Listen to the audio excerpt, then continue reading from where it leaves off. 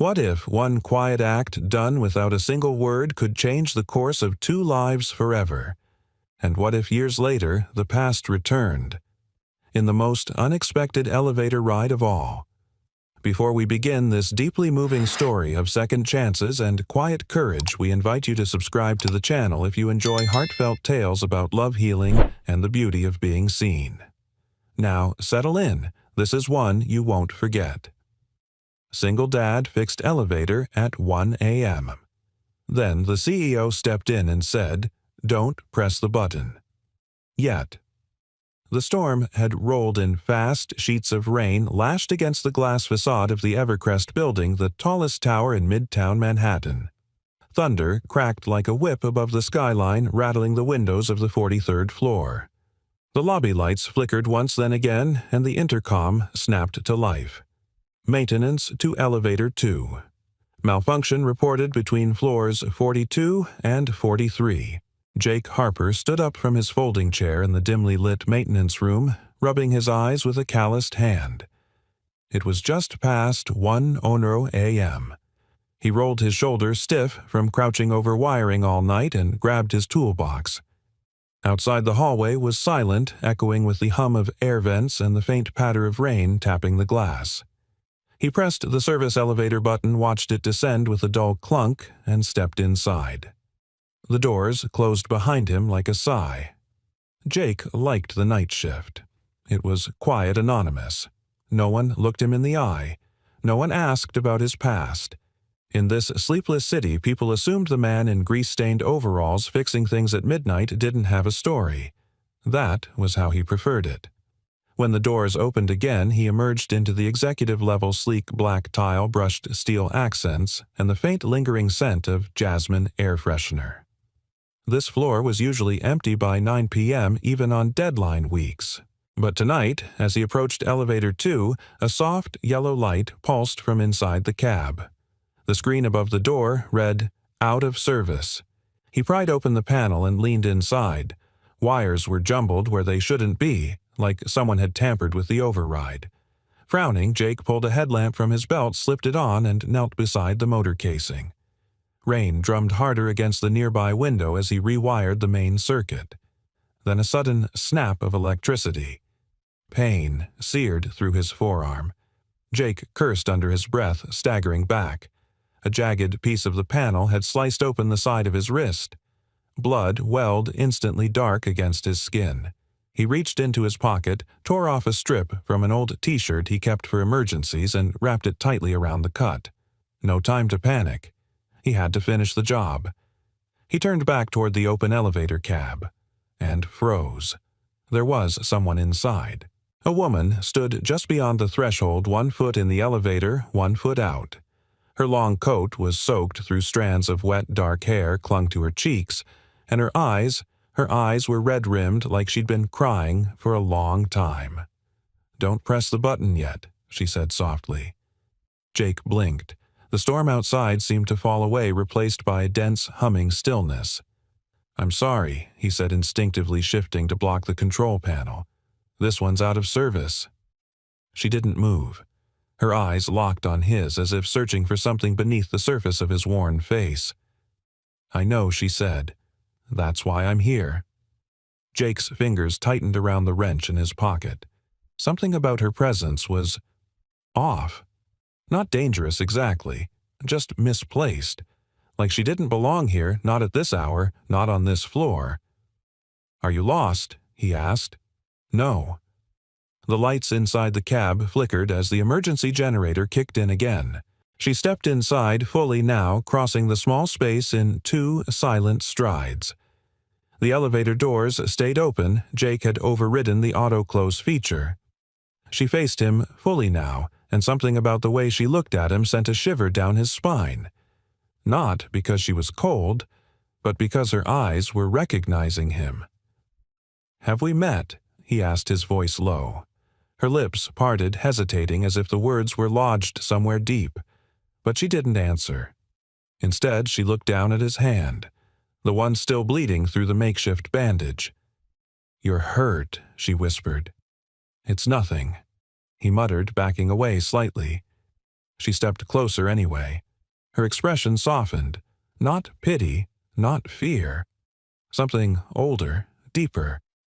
She reached into her purse, pulled out a clean white handkerchief, and offered it to him. Jake hesitated. "It's clean," she added. With quiet reluctance, he took it. "Thanks." Silence stretched between them, thick and expectant. The lights buzzed above. Somewhere down the hall, a ventilation unit kicked on. Finally, Jake cleared his throat. "Look, ma'am, I don't know what brought you up here, but I do," she interrupted. He blinked. "I came to find someone," she said. Jake's brow furrowed. At 1 a.m. she gave the faintest of smiles. Sad. Knowing. Sometimes, the only way to find something real is when the rest of the world is asleep. That line stopped him. Not because it was poetic, but because it felt familiar, like something he might have said once, long ago before everything fell apart. He studied her again. There was something about her face, an echo, a shadow of memory he couldn't quite grab, but he didn't ask. It was late.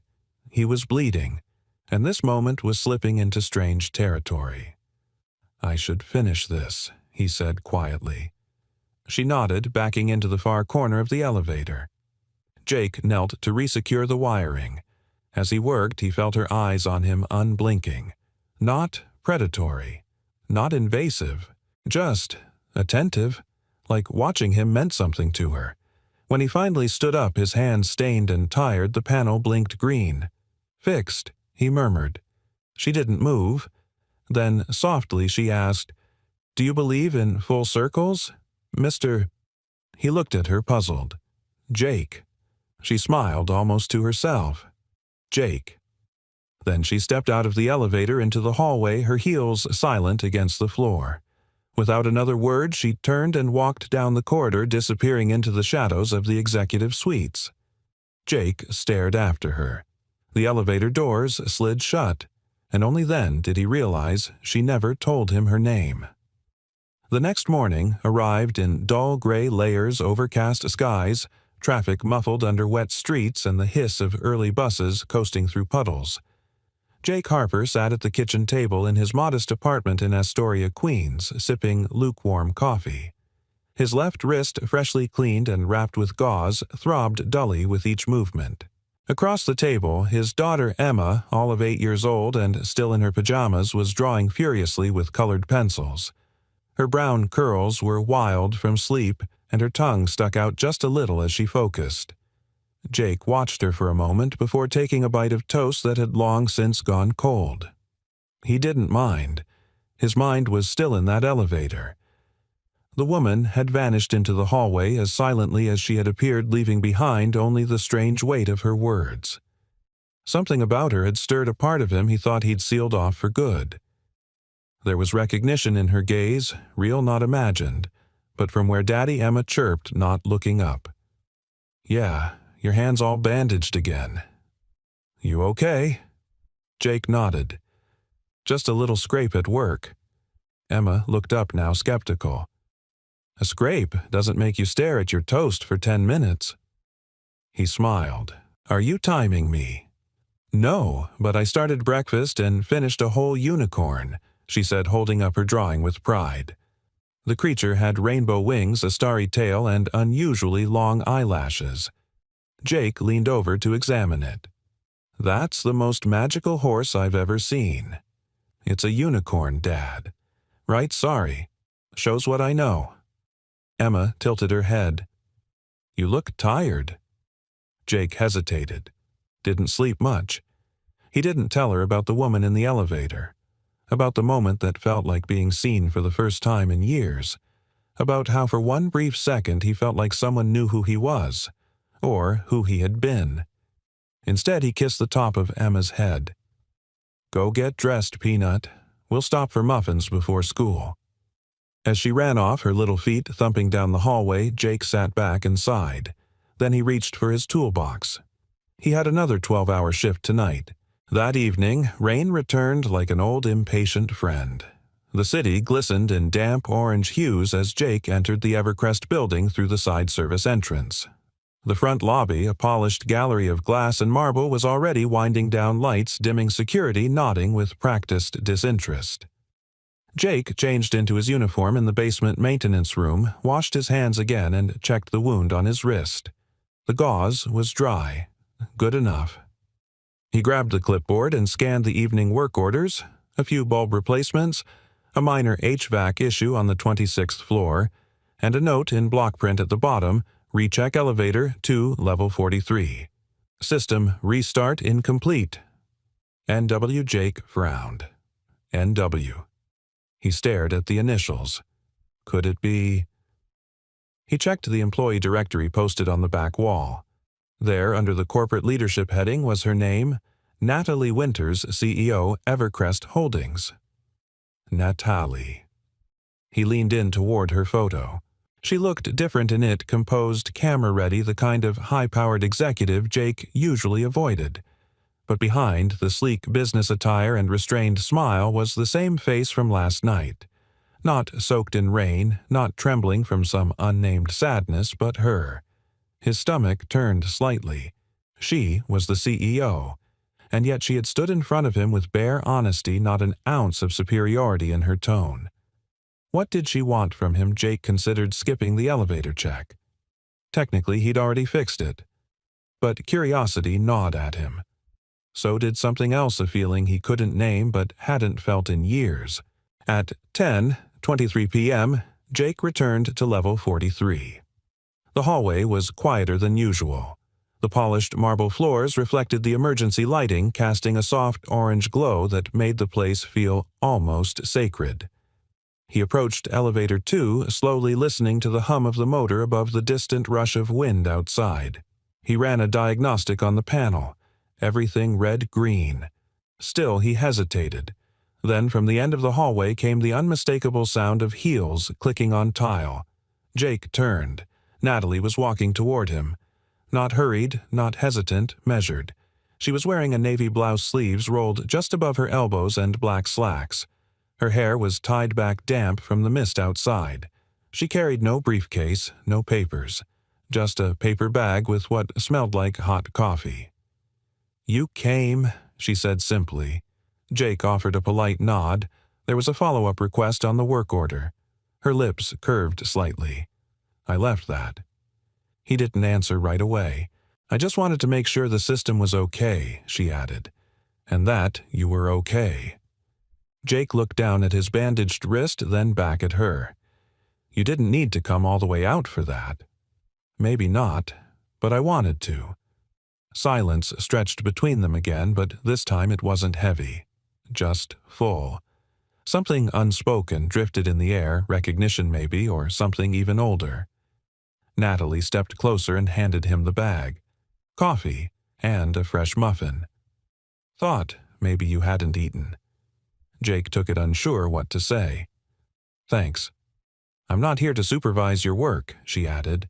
"I just saw you last night, and you looked like someone who carries a lot more than tools." Jake blinked. That hit too close. He straightened. "Look, I appreciate the gesture, Ms. Winters, Natalie," she interrupted. "Okay, Natalie, but whatever you think you saw, I'm just the guy who fixes things." Her eyes didn't leave his. Sometimes the people who fix things are the ones most in need of fixing themselves. Jake couldn't look away. The elevator behind him dinged softly. The system had reset itself. Green light pulsed above the panel. He turned to look. When he turned back around, she was already walking away. Not a word more, just a whisper left in the air between them. And for the first time in years, Jake felt the quiet hum of something beginning. Something real. He just didn't know what yet. Friday evening came with a hush. The storm had passed, but the city still wore its aftertaste, wet concrete blurred reflections on slick sidewalks, and the heaviness that followed something unresolved. Jake stood near the maintenance locker on the lower floor, finishing his second cup of bad vending machine coffee. The bitter taste lingered, but it kept him awake. He hadn't told anyone about Natalie Winters. Not his co-worker Ron, who'd just clocked out. Not even Emma, who had been busy painting a paper lantern project for school and humming a Taylor Swift song under her breath. Some things felt too strange to name out loud, like speaking them might break their spell. He tried to convince himself there was nothing special about that hallway conversation.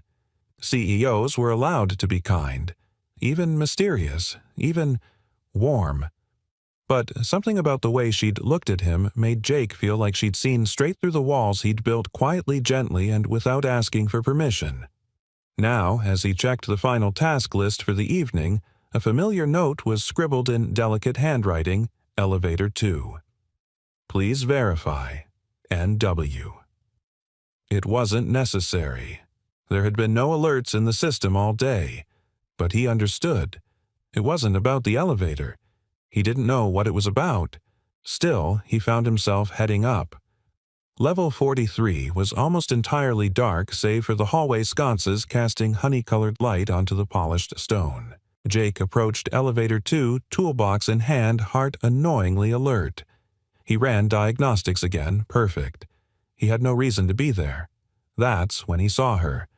Not in a dress, not in heels, but in worn jeans, a gray sweatshirt with the sleeves pushed up her dark hair loosely tied back. She wasn't the towering figure from the corporate photo. She looked normal, tired even, but her expression lifted when she saw him. I didn't think you'd come. I didn't think you'd leave another note, Jake replied, one brow raised. Natalie smiled. Well, I figured if I kept pretending the elevator was broken eventually, you'd get annoyed enough to say something. Jake gave a half laugh. Is that what CEOs do when they need to get someone's attention? Only when they're terrible at small talk, she admitted, then motioned to the bench by the floor-to-ceiling windows. Sit with me? He hesitated, then nodded. They sat, their reflections faintly visible in the dark glass.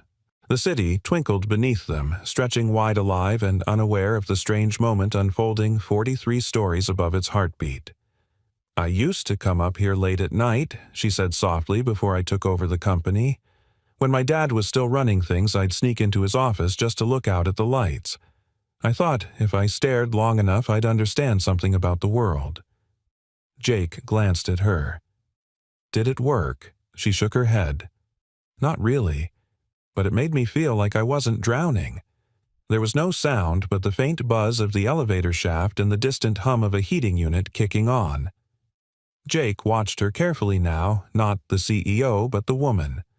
Last night she said you asked if we'd met. He nodded slowly. Yeah. You looked like you knew me. I do, she said. Then quickly corrected, I remember you. From years ago, but I wasn't sure it was you. Until I saw the scar. Jake's chest tightened. What scar? She reached over gently, not quite touching but motioning to his wrist. That one. He looked down. The gauze was gone now, replaced by a thin red line like a memory carved into skin.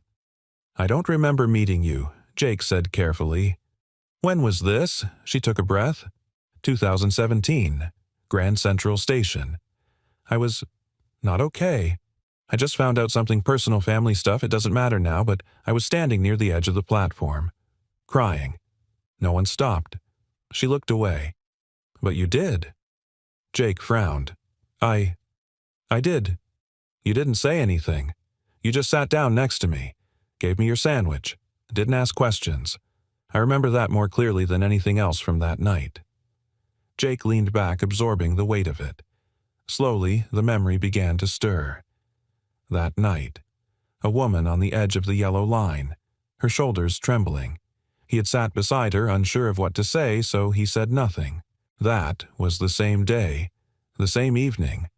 He got the call about Laura, the plane crash, the unimaginable. You saved me, Natalie whispered, and I never forgot. Jake's throat was tight. I didn't do anything. You showed up, she said simply. When I felt invisible to the rest of the world, you showed up. And after that, I decided I wouldn't waste the second chance. He turned his head toward her. Why tell me this now? Because I've spent 7 years trying to be someone who deserved that moment. Someone who made things better. For my staff, for my family, for people who'd been broken like me. But I realized I never thanked the person who gave me that second chance. She reached into her coat pocket and pulled out a folded envelope. I wrote this a week after that night, she said. I didn't know your name. I never sent it, but I carried it with me ever since.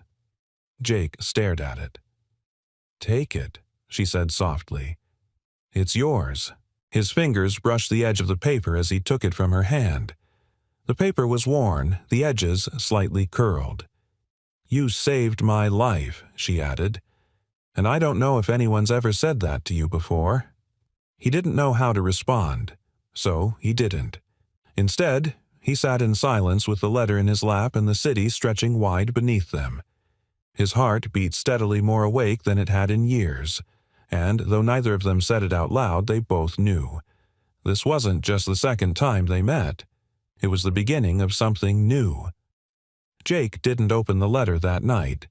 It sat on the kitchen counter, its edges slightly curled with age as though it had been waiting through storms and seasons for this exact moment, and yet Jake couldn't bring himself to touch it again.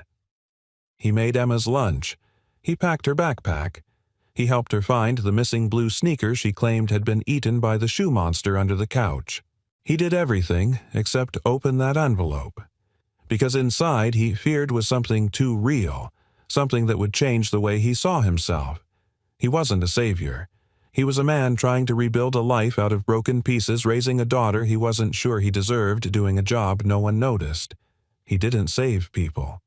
But Natalie's eyes had told him otherwise. At work that night, Jake moved slower than usual. Every clink of his wrench, every elevator ding, every buzzing light seemed distant.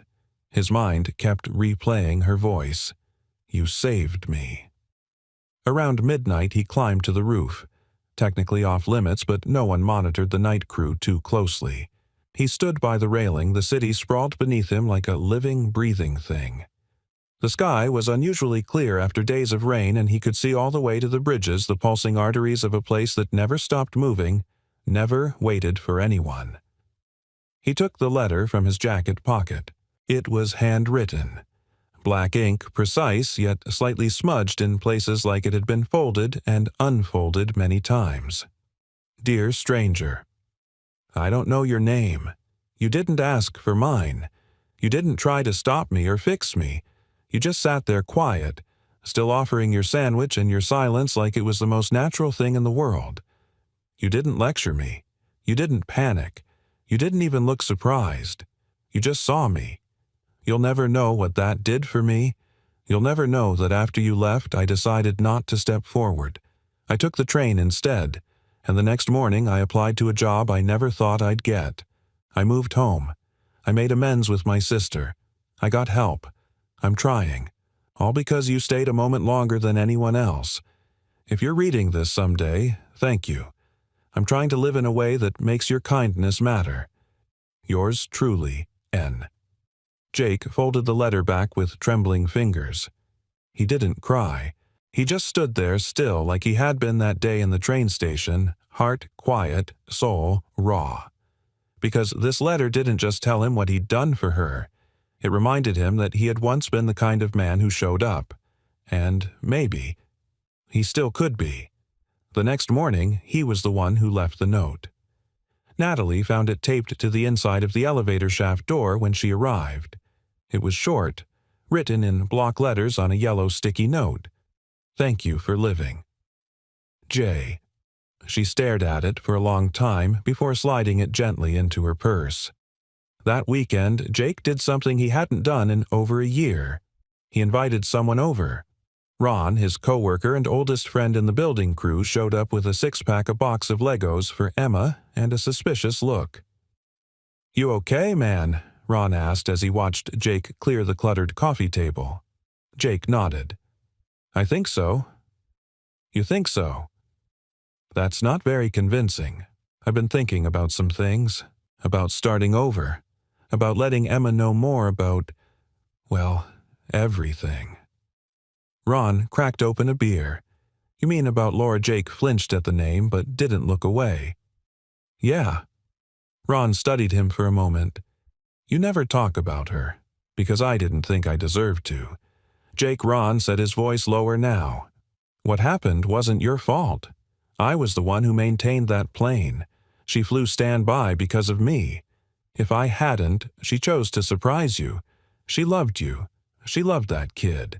And life isn't math. It doesn't add up clean. Jake didn't respond, but something in his shoulders softened. Emma bounded into the room, then holding her freshly painted lantern. Daddy, can we light it tonight? Jake smiled. Yes, sweetheart, we'll light it together.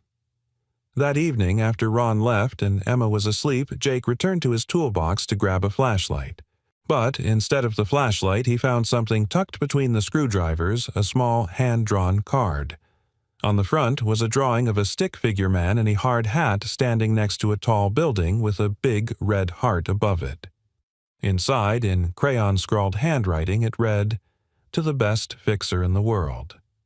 Love, Emma." Jake laughed softly, the kind of laugh that felt like it loosened something deep in his chest. He sat down, the letter from Natalie still in his pocket and the card from Emma in his hand. 2 women, 2 moments, 2 reminders that kindness didn't always make a noise, but it never disappeared. He didn't know what would happen next with Natalie. He didn't know if this strange thread between them was a story just beginning or one that had already said what it needed to say. But what he did know for the first time in years was this: he was not invisible.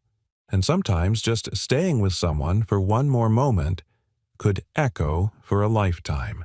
Natalie watched the city from her office window, her hands wrapped tightly around a mug of untouched tea. The steam had long faded, but she hadn't moved in 15 minutes. Below her, the streets of Manhattan pulsed with a rhythm she once found reassuring, the world moving forward relentlessly alive. But tonight she felt like the only one standing still. The letter was gone. She'd finally handed it over after years of carrying it, reading it, when the nights got too dark, when the weight of legacy and loneliness pressed down hard. And now, she had no idea what came next. She wasn't sure if Jake would read it, if he even remembered her. He hadn't said a word about Grand Central. No flicker of recognition, no shared memory. Just a quiet stare and a sticky note reply that still made her throat tighten every time she thought about it. Thank you for living. She closed her eyes, leaned her forehead against the glass. That moment on the platform had been the lowest of her life. And now the man who had saved her was standing in front of her again and didn't even know he had done it.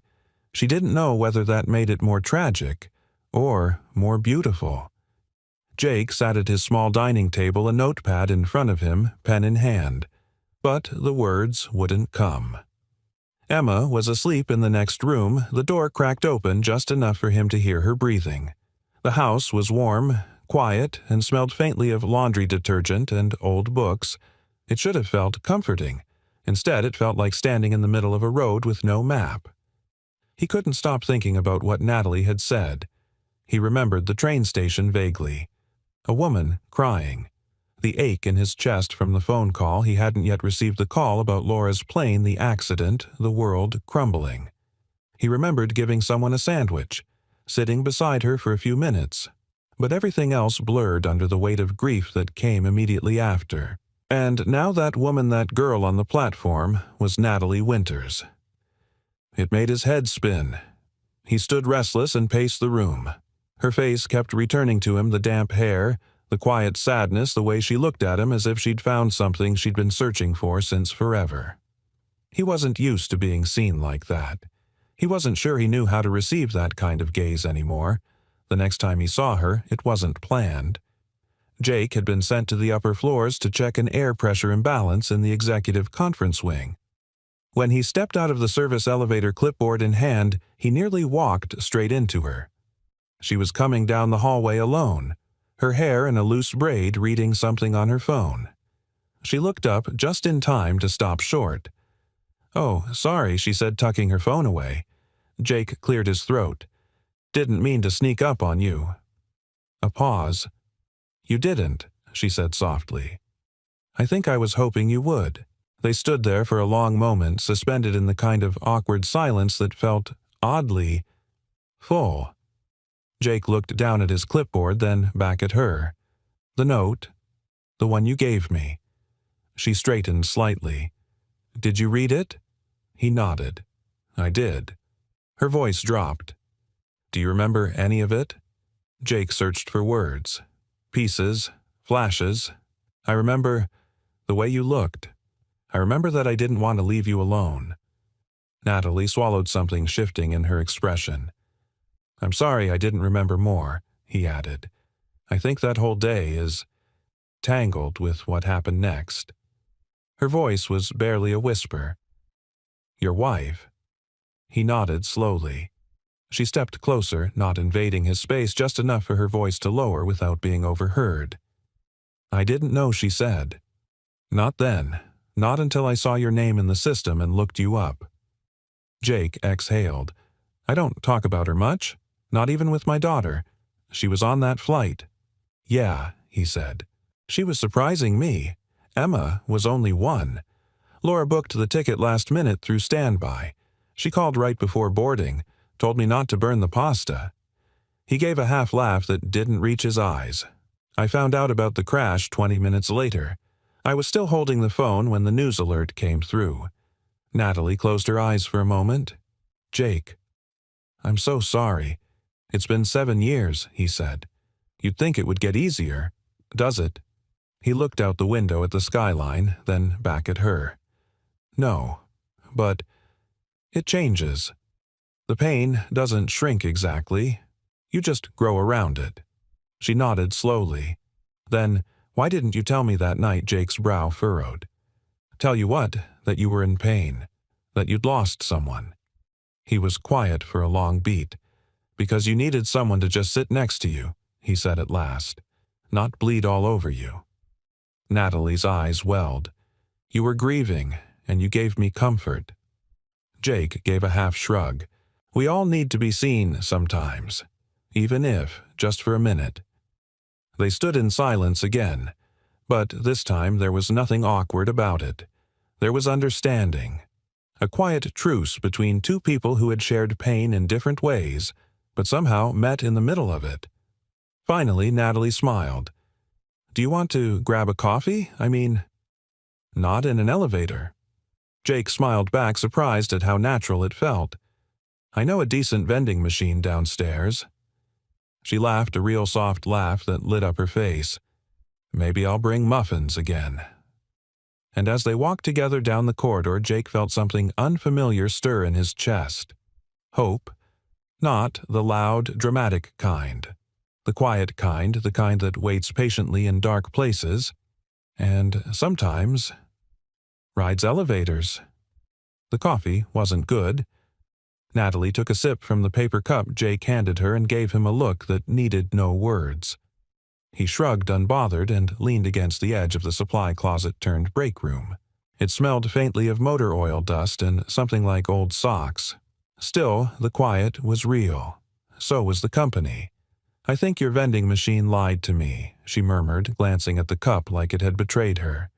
Jake chuckled. "It's honest about everything but the hazelnut. That's just marketing." She laughed more freely this time, less guarded.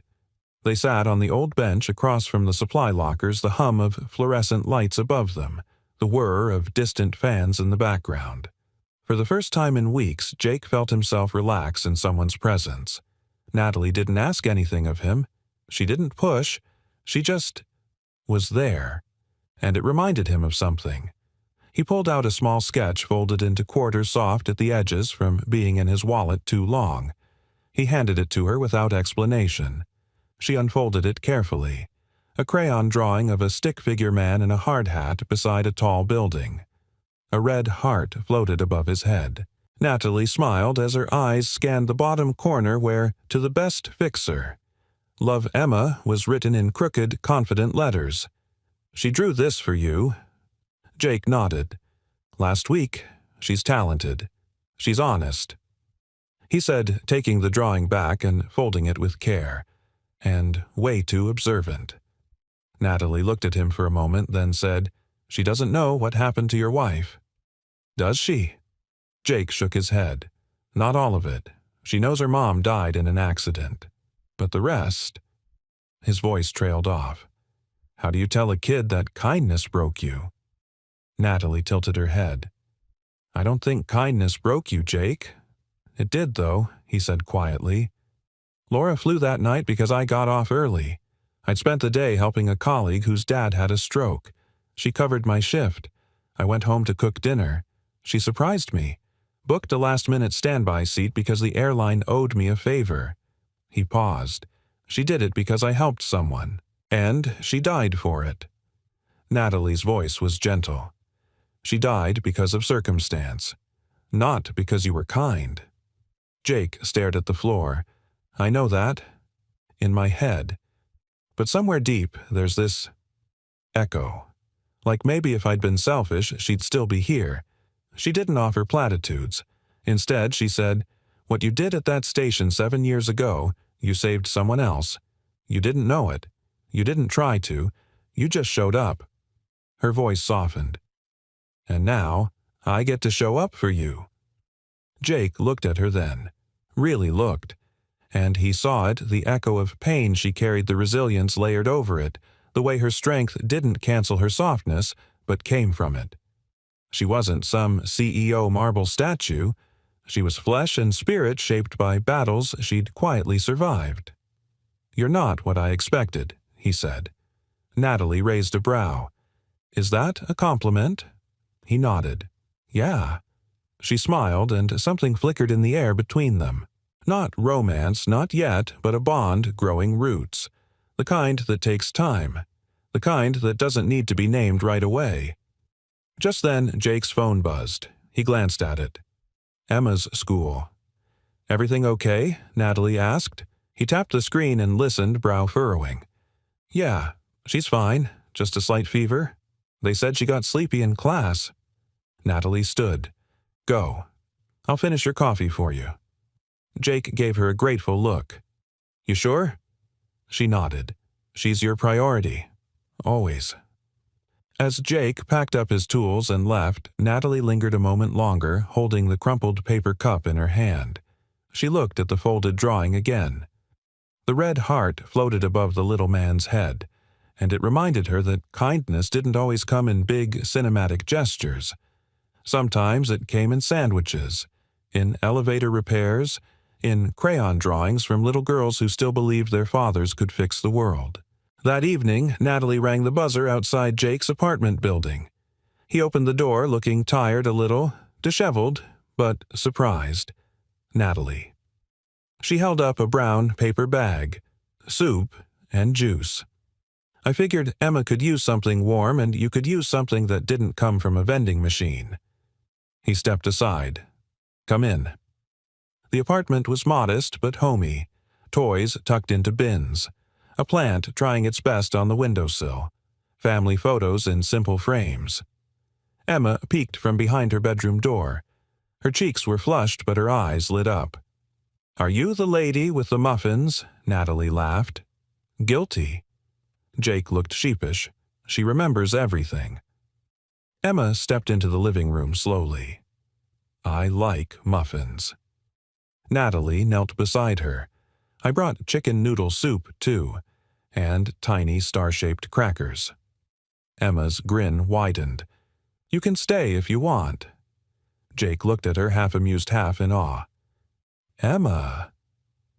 Natalie smiled at the girl. Only if your dad says it's okay. He hesitated, heart thudding in his chest, then nodded. Yeah, it's okay. That night, the three of them ate soup at the small kitchen table. Natalie helped Emma cut stars from construction paper while Jake cleaned up the dishes. There was no dramatic music, no declarations. Just a quiet warmth, a steadiness that had been missing for too long. And in the hush of that evening, as Emma showed Natalie where she kept her collection of sticker books, Jake realized something. The woman he once saved had found a way to save him right back. It was nearly midnight when Jake stood once more on the worn concrete of Grand Central Terminal. The cavernous space had thinned out to only a few stragglers, late travelers with coffee in hand, maintenance crews mopping distant platforms, and the occasional hum of an arriving train. But to Jake, The air still pulsed with the echoes of something more permanent memory. He stood by platform 27, just a few feet from the edge, right where he'd sat 7 years ago beside a woman whose name he didn't know. A woman who back then he hadn't recognized as someone at the end of her rope. Now she had become the most surprising constant in his life. Jake knelt down and placed his hand gently on the worn stone ledge. The same cold surface where he'd once passed Natalie a sandwich and said nothing at all. It was the same day he got the call. The same day his world shattered. He remembered the sequence with jarring clarity now, the way the train's brakes screeched, how Natalie's shoulders had shaken without sound, how he'd instinctively sat down beside her, not sure if his presence mattered, but afraid of what might happen if he left. He didn't say anything that day because he didn't have anything left to say. He had just learned the worst news of his life, and yet he had stayed. That he realized now was the point. Not to speak, not to rescue. Just to witness, and sometimes witnessing someone's pain was enough to stop it from swallowing them whole. He stood slowly, breath caught somewhere deep, the ache in his chest both heavy and peaceful. Then he pulled a small notebook from his coat pocket. A letter. One he hadn't intended to write but had been forming in his mind since Natalie handed him hers. Dear N. I didn't remember your face that night, but I remember the silence. I remember the way it felt like the whole station had stopped breathing. I sat down because you looked like someone who needed someone to sit with them, and I didn't want to leave you alone. What I didn't know was that you were doing the same for me. I got a phone call right after you left. That was the day I lost my wife. I don't think I've told anyone that out loud until now. You were the last quiet moment I had before everything broke. You may think I saved you, but the truth is, you saved me too. Thank you for coming back, for seeing me when I stopped seeing myself. Jake. He tore the page from the notebook and slipped it into his coat. He didn't know if he'd ever give it to her, but writing it was enough for now. When Jake returned home just after 1, he found Natalie sitting quietly on the front steps of his apartment building, a small thermos in her hands. Her coat was dusted with frost. You didn't have to wait, he said, surprised. I didn't want to leave until I knew you were okay. He looked at her chest, tightening with gratitude. You knew I went there, didn't you? She nodded. I figured that's where you'd go. Grand Central. You never really got to say goodbye. Jake sat beside her. You were the last good thing that happened before I got the call. I know.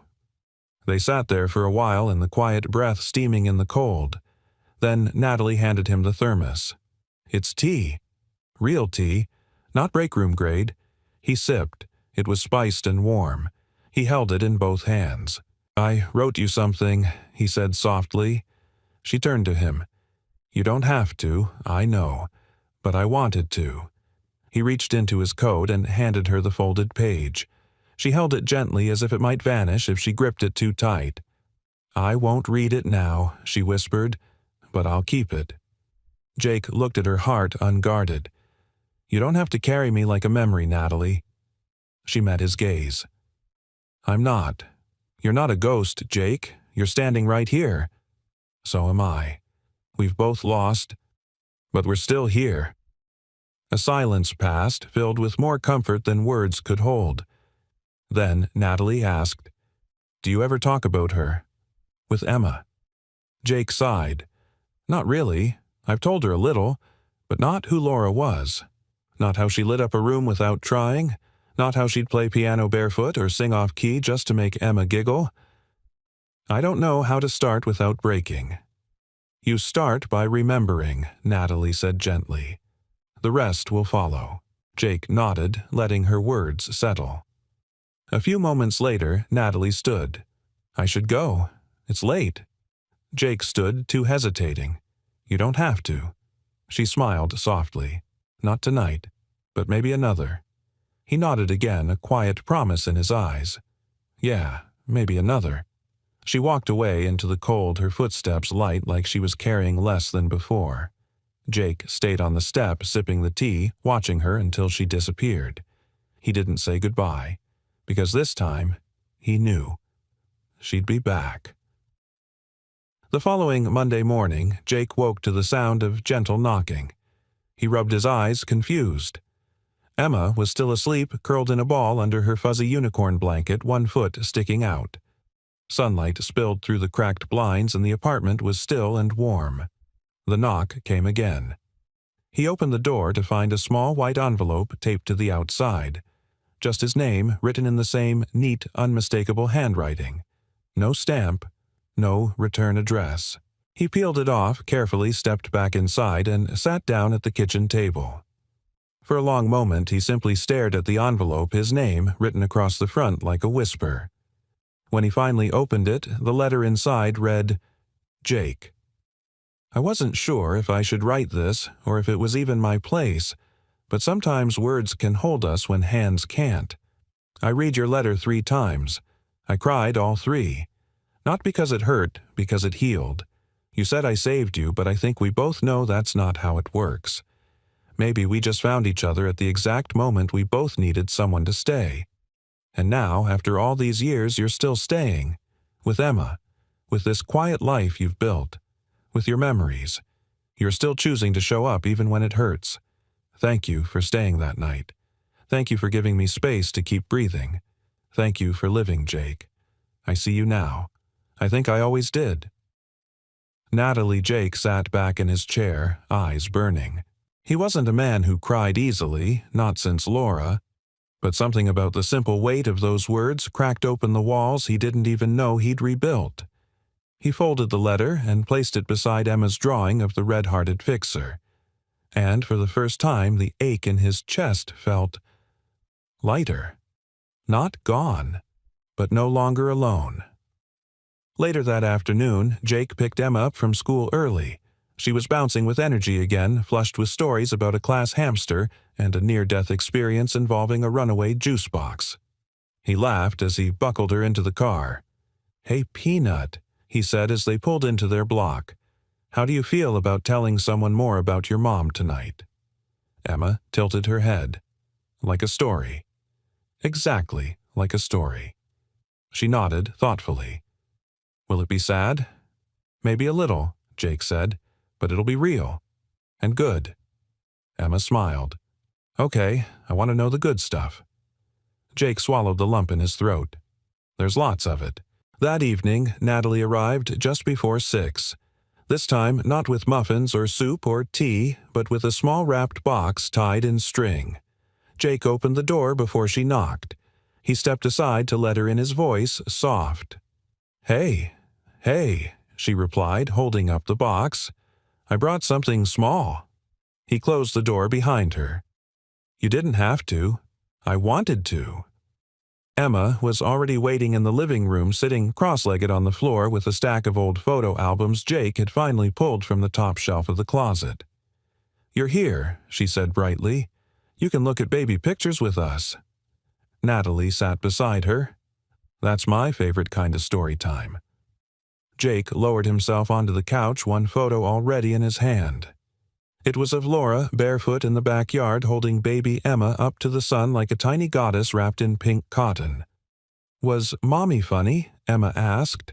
Jake nodded, smiling. She was hilarious and loud. She used to sing Disney songs in the kitchen, like she was on Broadway. Emma giggled. "Did she have a good voice?" "No," Jake said with a grin. "Not at all." Natalie laughed with them, her eyes warm but quiet. They spent the next hour flipping pages, Jake narrating as he went, stories of messy birthday cakes, camping trips that ended in the car because of rain, Laura's terrible handwriting, and her ability to quote every line from The Princess Bride. Emma soaked it in like sunlight. Natalie watched the two of them, her chest, full heart open. Then gently she handed Jake the box. He unwrapped it carefully. Inside was a small hand-carved wooden frame. Inside the frame was a quote written in elegant script. "Sometimes the people who fix things are the ones most in need of fixing themselves." Jake stared at it for a long time. Natalie leaned in. "It reminded me of you." He looked up. "That night in the elevator. When you said those words, I've thought about them every day since. I meant them." He set the frame down gently on the shelf beside Laura's photo and Emma's drawing. Then he turned to Natalie and said something he hadn't said to anyone in years. "Would you stay for dinner?" She smiled. "I'd love to." Later that night, after Emma had fallen asleep on the couch mid-movie, Natalie helped Jake carry her to bed. They stood at her doorway for a moment, watching her breathe. "She's a good kid," Natalie whispered. "She is," Jake replied. "She's the best thing I ever did." As they returned to the kitchen, Natalie paused beside the photo frame. Jake watched her hand brush against the edge of it, fingers tracing the wood like it anchored something unspoken. And then, quietly, he said, "I don't want this to be just borrowed time." She looked up, surprised. "It's not. I've spent 7 years thinking everything good would be taken away again," he continued. "But I'm starting to believe. Maybe kindness doesn't come to steal something. Maybe it comes to stay." Natalie stepped closer. "I'm not going anywhere, Jake." He reached for her hand. Their fingers touched, then interlaced. It was the first real touch between them, no accidental brush, no bandaged hand passed across tools. Just skin and warmth and the silent agreement of two people who had once survived by sitting quietly beside someone else's pain. And now, finally, they were no longer sitting alone. The elevator that once waited had finally taken them somewhere worth staying. Jake hadn't planned to tell Emma everything that night. He thought he'd begin gently, one story here, a memory there, maybe a faded photograph. But kids, he was learning, had a way of pulling the truth out of you without warning. The next morning, as the sun spilled soft light through the curtains and the smell of scrambled eggs filled the kitchen, Emma sat at the table cradling her cup of milk with both hands. "Daddy," she asked suddenly, what was Mommy's favorite song? Jake looked up from the stovetop spatula, frozen mid-flip. He wasn't expecting that. Emma tilted her head. "You said she sang in the kitchen. Did she have a favorite?" Jake turned off the heat. "Yeah," he said, clearing his throat. "She did." He sat across from her, wiping his hands on a towel. It was an old one, a James Taylor song. "You Can Close Your Eyes." She used to hum it while brushing her hair or folding laundry. Emma nodded solemnly. "Can you sing it?" Jake laughed softly. "I'm not sure you want to hear that."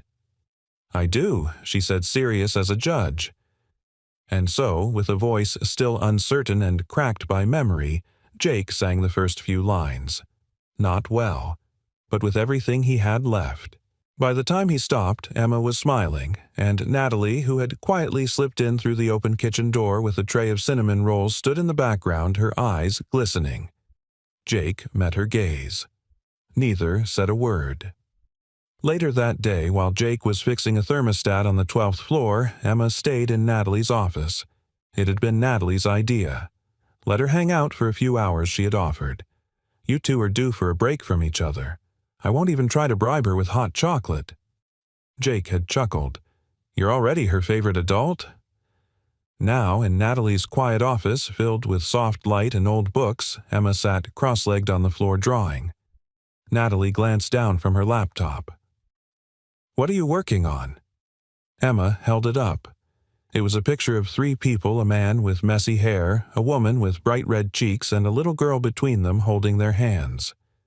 In the corner, a small angel with yellow wings floated above them, smiling. Natalie took a breath. "Is that your mommy?" Emma nodded. "I think she watches sometimes, like when I'm sad, or when Daddy gets quiet." Natalie knelt down beside her. "Do you miss her?" "Sometimes," Emma said, "but I didn't know her very long. Mostly, I miss the way Daddy talks about her." Natalie placed a hand over Emma's. "You know, that's kind of beautiful." Emma looked up. "Can I ask you something?" "Of course." "Why do you like my daddy?" Natalie smiled gently. "Because he listens even when he doesn't have the words. Because he fixes things that other people don't even notice are broken. Because he's kind. Even when it hurts." Emma blinked. "He is kind, but he's also kind of stubborn." They both laughed. Then Emma reached into her backpack and pulled out a folded sheet of paper. "I made something. For him. But maybe you can help me give it to him." Natalie unfolded the paper carefully. It was a poem. A simple one. Misspelled words. Rhymed lines. At the top, in purple marker, it read, "A letter for my dad. You make pancakes and you make me smile. Even when you're quiet for a while. I know sometimes you feel kinda sad, but I still think you're the world's best dad. You fix the lights and fix the heat, but your hugs are still my favorite treat. You tell the truth and hold my hand. You're the bravest fixer in the land. Love, Emma." Natalie blinked away tears. "Emma," she said, "this is one of the most beautiful things I've ever read." The girl beamed. "Do you think it'll make him happy? I know it will." That evening, Natalie invited Jake and Emma to her place for dinner, a modest brownstone tucked between two ivy-covered buildings in the West Village. It was the kind of home that smelled like lemon oil and old stories. The three of them sat at a round wooden table eating pasta and laughing at Emma's impressions of her school principal. After dessert, Emma stood and said, "I wrote something for you, Daddy." Jake looked up surprised. "You did?" She nodded, handed him the paper, and added, but Natalie helped fold it nice. Jake read it in silence, his thumb brushing the corner of the page. By the time he reached the final line, "You're the bravest fixer in the land," his throat had gone tight. He looked at Emma. "Thank you, sweetheart. You liked it?" He leaned forward and pulled her into a long, quiet hug. "I loved it." Natalie sat across the table watching them. Something inside her swelled not just affection, but awe. Here was a man stitched together by grief and love, a girl shaped by absence yet full of light, and between them a kind of healing no therapy or fortune could ever manufacture. After Emma went to bed having fallen asleep halfway through a movie, Jake joined Natalie on the steps outside. He handed her the folded poem. "She said you helped." "I just read it," she said. That was all her. "She sees more than I ever realized." Natalie turned to him, her voice low. "So do you." They sat in the warm night air, no need to fill the silence, until Jake whispered, "You saved more than one life that day." "Natalie." She looked at him confused. He nodded toward the window where Emma slept. "She's growing up with someone who reminds her that kindness isn't just for stories. It's real. And it stays." Natalie blinked back a rush of emotion. "I think she likes you," Jake added with a smile. "I like her too," she whispered, "and I love the man she's learning from."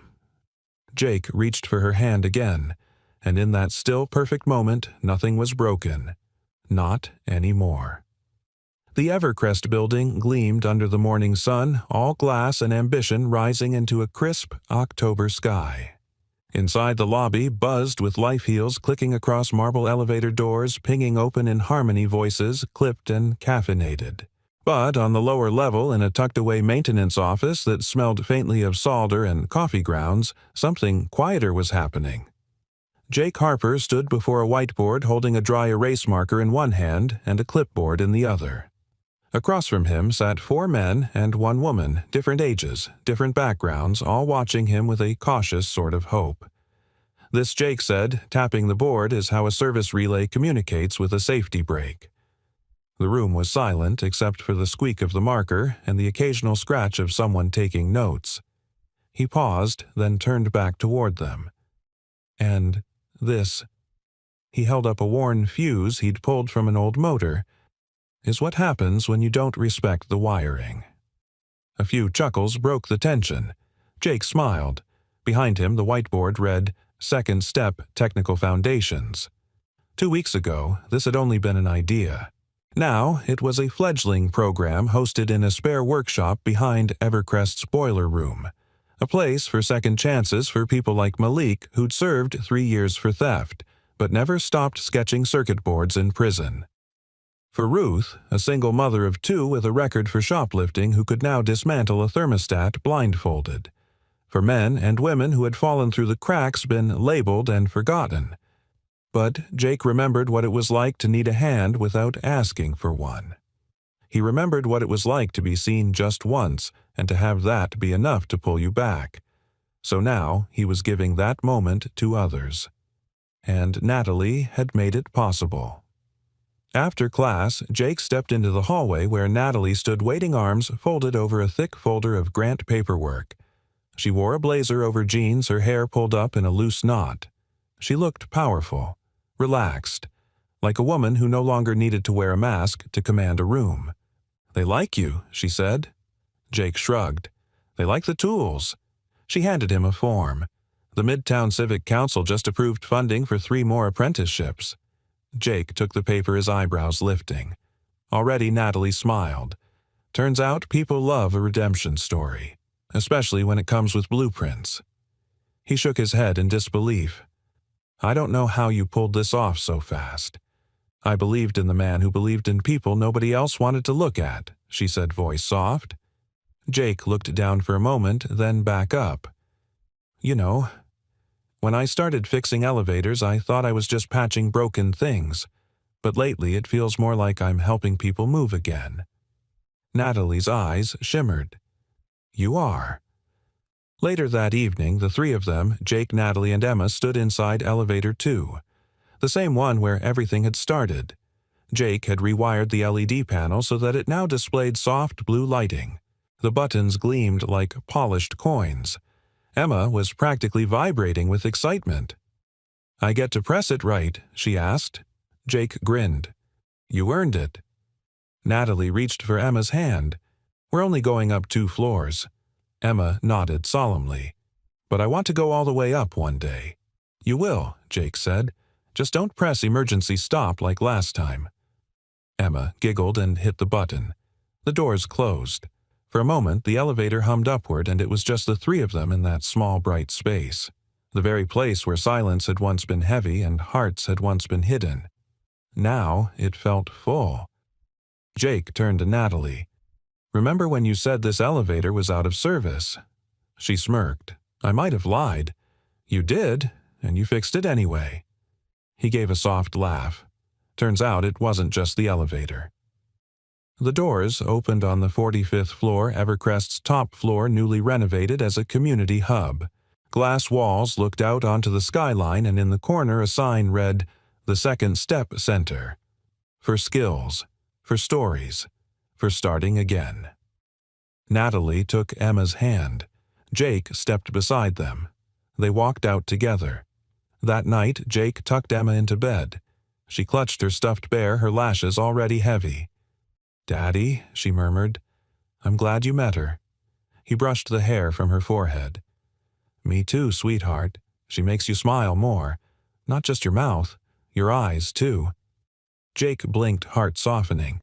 "She makes a lot of things lighter." Emma yawned. "Are you going to marry her?" Jake laughed under his breath. "Go to sleep, kiddo." She turned onto her side with a sleepy grin. "I'd wear purple at your wedding." He watched her breathe for a moment, then turned off the light. Down the hallway, Natalie stood on the balcony just outside his kitchen, arms resting on the railing, looking out at the city. When Jake joined her, she didn't speak, just leaned slightly into him. "I didn't think I'd get here," he said quietly. "Not just this apartment, but this life." Natalie turned to him. "You didn't get here alone." He took a breath. "No, I didn't." She placed a hand over his. "Kindness doesn't vanish, Jake. It just waits. Until you're ready." He looked at her eyes, full of something old and new all at once. "I'm ready," he said. Then under the quiet hush of city lights and evening wind, Jake kissed her.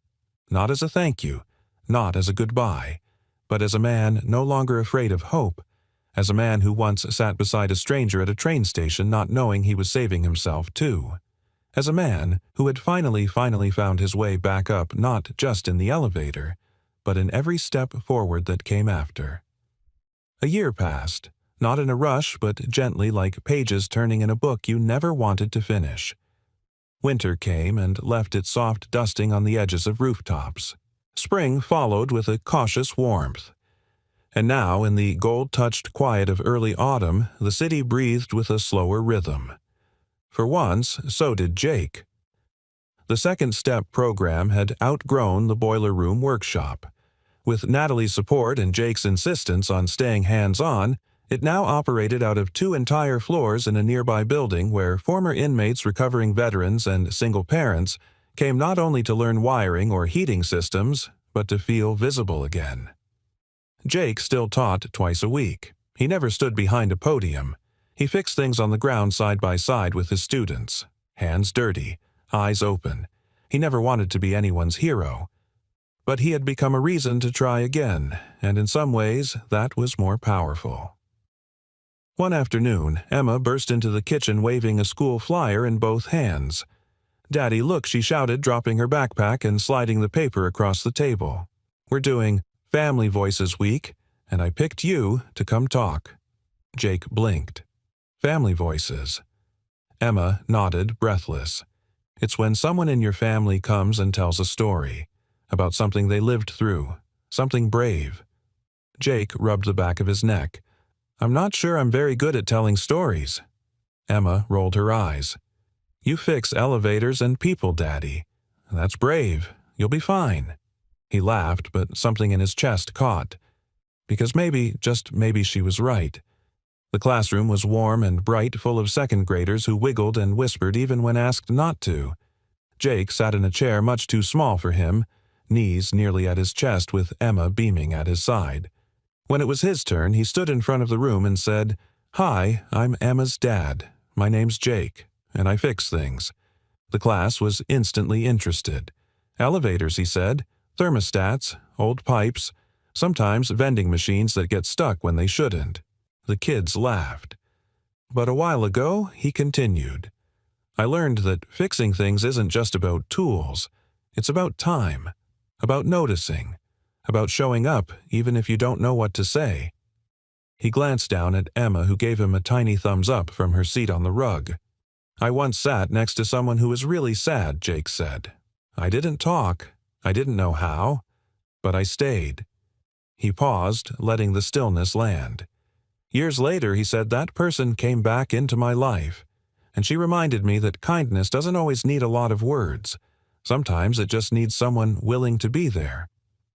The room was quiet. A boy in the front sniffled. A teacher dabbed at her eyes. Emma smiled wide and proud, and Jake exhaled, grateful at last to have said it out loud. That evening, Natalie found a note on the kitchen table. It was written on a napkin, Jake's handwriting scrawled, "But careful, I never told you what I remembered from that day." It wasn't just the sound of the train. It was the stillness between us. How you didn't speak, how I didn't speak, but something in me decided to stay anyway. I think we both saved each other in that silence, and now we speak every day without fear. That's the real miracle, Nat. Thank you for waiting. Jake. She folded it slowly, pressed it to her chest, and smiled. A few weeks later, they stood in Central Park surrounded by friends, Emma in a lavender dress, Jake in a simple navy suit. The trees were dressed in amber and red. There was no band, no stage, no drama, just a gathering of people who had been changed one way or another by the quiet work of healing. The ceremony was brief. Jake and Natalie exchanged vows they'd written themselves, truthful, imperfect, and completely theirs. When Jake said, "I promise to keep showing up," Natalie wept. When Natalie whispered, "You never needed to rescue me. You just needed to sit beside me," Jake's hands trembled as he took hers. Emma insisted on being the one to hand them the rings. "Because I'm the best part of both of you," she declared. And they had all laughed through tears. That night, the three of them returned to the building where it all began. Jake unlocked the service door, then turned to Natalie. "Are you ready?" She nodded. They stepped into elevator 2, clean humming still lit with that soft blue light Jake had installed long ago. Emma pressed the top floor button, then leaned into Jake's side. The elevator rose. No one spoke, and yet the silence was full of years survived of love, earned of kindness, sown and returned. When the doors opened on the 45th floor, Natalie took Jake's hand, Emma clutched the edge of his jacket, and together they stepped into the future. Not just up, but forward. Because sometimes the things we fix us right back. And sometimes the elevator that waited was always meant to carry us home. We'd love to know, where are you watching from? Drop your city or country in the comments below and let us know which part of the story touched your heart the most. If you haven't already, make sure to subscribe so you don't miss any of our upcoming stories, each one crafted to inspire, heal, and stay with you long after the final word. Thank you so much for spending your time with us. We're truly grateful to have you here,